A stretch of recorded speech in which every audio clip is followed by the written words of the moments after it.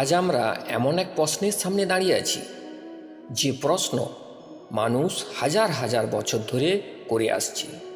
যে প্রশ্ন ঋষি মুনি, সাধু সন্ন্যাস, রাজা মহারাজা, এমনকি সাধারণ মানুষও করছে। প্রশ্নটা খুব ছোট।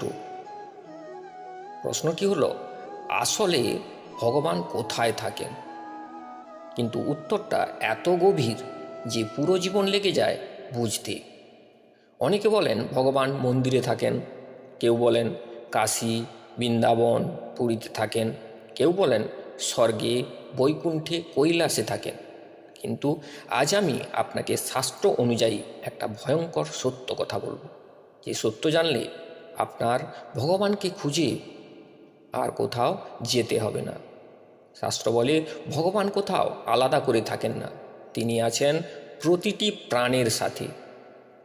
উপনিষদে একটি গভীর বাক্য আছে, ঈশ্বর সর্বভূতানাং হৃদ্দেশে অর্জুন তিষ্ঠতি। এর মানে কি জানেন? এর মানে ভগবান কোনো পাহাড়ে, কোনো আকাশে, কোনো মন্দিরে শুধু থাকেন না, তিনি থাকেন আপনার হৃদয়ের ভেতরে। আপনি যখন হাসেন তিনি দেখেন, আপনি যখন কাঁদেন তিনি নীরবে পাশে বসে থাকেন, আপনি যখন পাপ করেন তিনি বাধা দেন, আর আপনি যখন অনুতপ্ত হন তিনি আপনাকে বুকে টেনে নেয়। ভগবান বাইরে নয়, ভগবান ভেতরে। কিন্তু প্রশ্ন আসে, যদি ভগবান আমাদের সাথেই থাকে তাহলে আমরা তাকে দেখি না কেন? এই প্রশ্নের উত্তর খুব তীক্ষ্ণ। সূর্য আকাশে থাকলেও চোখ বন্ধ করলে যেমন অন্ধকার দেখায়, ঠিক তেমনি ভগবান হৃদয়ে থাকলেও লোভ, ক্রোধ, অন্ধকার চোখ বন্ধ করেও দেয়। ভগবানের আলো ঢুকতে পারে না। শ্রীমদ্ ভগবদ্ গীতায় শ্রীকৃষ্ণ বলেছেন, আমি সকল প্রাণীর অন্তর্যামী। এখানে অন্তর্যামী মানে যিনি ভেতর থেকে সব দেখেন, সব জানেন, কিন্তু জোর করে কিছু করেন না। ভগবান আমাদের স্বাধীনতা দিয়েছেন। আপনি চাইলে ভালো পথে যেতে পারেন, আপনি চাইলে ভুল পথেও যেতে পারেন। তিনি শুধু দেখেন কখন আপনি ডাকবেন। একটা গল্প বলি। একজন সাধু সারা জীবন ভগবানকে খুঁজে বেড়ালেন। বনে গেলেন, পাহাড়ে গেলেন, তীর্থে গেলেন। শেষ বয়সে ক্লান্ত হয়ে বললেন, ভগবান তুমি কোথায়? ঠিক তখনই হৃদয়ের ভেতর থেকে একটা কণ্ঠস্বর এলো, এতদিন ধরে তুই বাইরে খুঁজছিস কেন? আমি তো তোর সাথেই ছিলাম। এই কথাটাই শাস্ত্রের সার। গরুর পুরাণে বলে, যে ব্যক্তি অন্য প্রাণীকে কষ্ট দেয় সে আসলে ভগবানকেই কষ্ট দেয়, কারণ প্রতিটি প্রাণের ভেতরেই একটি করে ঈশ্বরের উপস্থিতি আছে।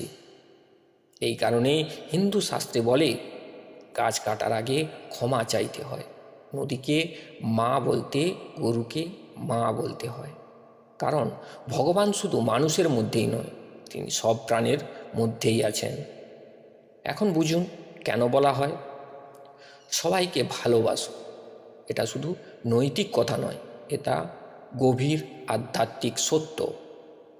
আপনি যখন কাউকে অপমান করেন আপনি আসলে তার ভেতরের ভগবানকে আঘাত করছেন, আর যখন কাউকে সাহায্য করেন আপনি ভগবানকেই সেবা করেন। এই কারণেই বলা হয় মানব সেবাই মাধব সেবা। ভগবান আমাদের সাথে থাকেন, কিন্তু তিনি খুব নীরব। তিনি চিৎকার করেন না, জোর করেন না, তিনি অপেক্ষা করেন। আপনি যখন গভীর রাতে হতাশ হয়ে আছেন ভগবানকে বলছেন, ভগবান আর পারছি না, ঠিক তখনই তিনি সবচেয়ে কাছে চলে আসেন। শেষে একটি কথা বলি, ভগবানকে খুঁজতে বড় বড় কথা জানার দরকার নেই, বড় বড় পুজো করার দরকার নেই। একটা পরিষ্কার মন, একটু দয়া, একটু সত্য, আর একটু ভক্তি, এই হলো ভগবানের ঠিকানা। ভগবান দূরে নন, ভগবান উপরেও নন, ভগবান বাইরেও নন, ভগবান আপনার সাথেই আছেন এই মুহূর্তেও। জয় নারায়ণ, জয় শ্রীকৃষ্ণ, জয় সনাতন ধর্ম। বন্ধুরা, ভিডিওটি যদি ভালো লেগে থাকে অবশ্যই লাইক, কমেন্ট ও শেয়ার করতে ভুলবেন না। আর চ্যানেলে যারা নতুন আছেন তাদেরকে বলবো চ্যানেলটি সাবস্ক্রাইব করে পাশে থাকা বেল আইকনটি ক্লিক করে দেবেন, কারণ আমাদের চ্যানেলে এই ধরনের ভক্তিমূলক ভিডিও বরাবর আসতেই থাকে। সবাই ভালো থাকবেন, সুস্থ থাকবেন। দেখা হচ্ছে পরবর্তী এই ধরনের ভক্তিমূলক একটি কন্টেন্ট নিয়ে।